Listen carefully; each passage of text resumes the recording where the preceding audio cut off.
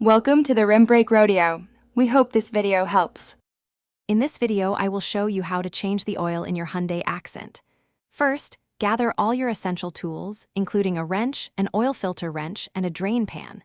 Next, purchase the correct type and amount of new engine oil, typically around 4 quarts, and a new oil filter specifically for your Accent.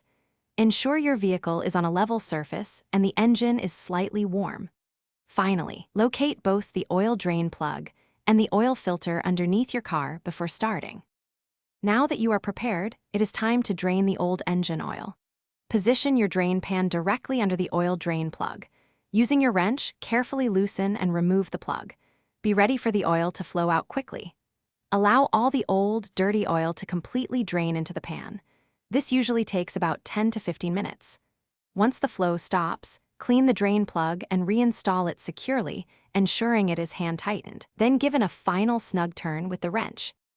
With the old oil drained, let us move on to replacing the oil filter. First, reposition your drain pan directly beneath the oil filter to catch any residual oil.